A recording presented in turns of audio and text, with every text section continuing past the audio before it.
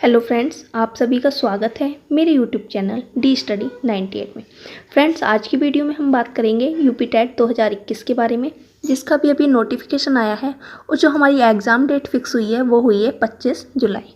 Friends, अभी हमारे पास कम से कम 80 दिन का टाइम बचा है। हम इतने टाइम में जो हमारा यूपी टेट एग्ज़ाम है उसे क्रैक कैसे करें। तो सबसे पहले तो हमें पता होना चाहिए कि एग्ज़ाम का पैटर्न क्या है। तो जान लेंगे हम कि हमारे कुल प्रश्नों की संख्या होती है 150, टाइम होता है हमारा 150 मिनट, और जो हमारी सबसे अच्छी बात है वो है नेगेटिव मार्किंग नहीं है। फ्रेंड्स, जो हमारा पासिंग मार्क्स होते हैं जनरल के लिए होते हैं 90, और जो हमारा अदर कैटेगरी है उनके लिए है 82। अब हम जान लेंगे जो हमारे 150 प्रश्न हैं उसमें कितने सब्जेक्ट से कितने क्वेश्चन हैं। तो देख लेंगे। सबसे पहले जो हमारा मनोविज्ञान है उससे हमारे 30 प्रश्न, हिंदी से 30 प्रश्न, गणित से 30 प्रश्न, पर्यावरण अध्ययन से 30 प्रश्न, और जो हमारी सेकंड लैंग्वेज होती है जिसमें से हमें एक चूज़ करनी होती है, संस्कृत, अंग्रेजी या उर्दू, उससे भी हमारे 30 प्रश्न। तो फ्रेंड्स, ये तो हमारी हो गई प्रश्नों की बात कि हमारे हर सब्जेक्ट से, हमारे 5 सब्जेक्ट हैं, 5 सब्जेक्ट से हमारे 30-30 प्रश्न हैं, कुल 150 प्रश्न हैं। अब देखें हम पेपर को सोल्व कैसे करें। तो सबसे पहले हमें क्या करना है, जो हमारा सबसे मजबूत पोर्शन है उसे सोल्व करना है। मजबूत पोर्शन को सबसे पहले सोल्व करना है, और जो हमारा मैथ्स है उसे सबसे लास्ट में। मजबूत पोर्शन सबसे शुरू में और जो हमारा मैथ्स है उसे सबसे लास्ट में। पहले हमें मनोविज्ञान को सोल्व करना है, उसके बाद हिंदी, फिर पर्यावरण, उसके बाद जो हमारी सेकंड लैंग्वेज का पोर्शन है उसे सोल्व करना है, और लास्ट में हमारा मैथ्स सोल्व करना है। उसके बाद हम देख लेंगे कुछ हमारे मनोविज्ञान के जैसे कि टॉप स्कोरिंग टॉपिक हैं उसके बारे में। तो क्या क्या है हमारे, जैसे थॉर्नडाइक का सिद्धांत हो गया, पावलोव सिद्धांत, स्किनर, वाइगोत्स्की, पियाजे, कोहलर, फ्रायड, कोहलबर्ग, मैकडूगल। ये सब ऐसे टॉपिक हैं जिनसे कम से कम 2 से 3 क्वेश्चन नॉर्मली पूछ लिए जाते हैं। उसके बाद जो हमारा मनोविज्ञान है इसमें हमेशा एक बात ध्यान रखनी है कि हमें हमेशा बच्चे के लिए पॉजिटिव आंसर देना है। और जो मनोविज्ञान होता है वो हमारी सोच पर डिपेंड करता है। हमें पॉजिटिव सोचना है बच्चे के लिए और आंसर देना है।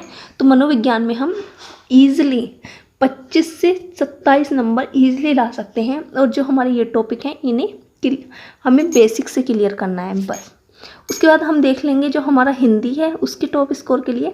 तो हिंदी के लिए सबसे ज़रूरी है हमारा रोज़ाना एक प्रैक्टिस सेट लगाना है हमें।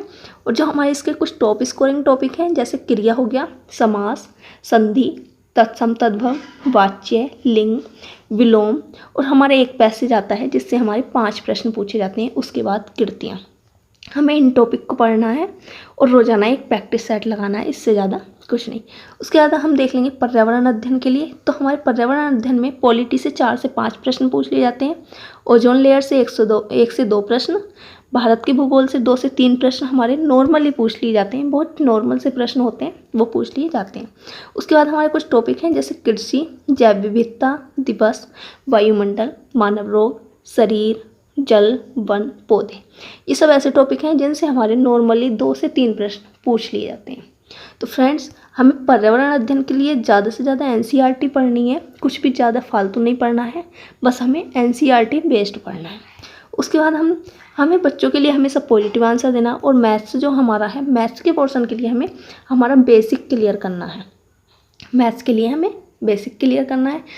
लिए हम कोई भी प्रैक्टिस सेट ले सकते हैं, कोई भी बुक ले सकते हैं किसी भी पब्लिकेशन की।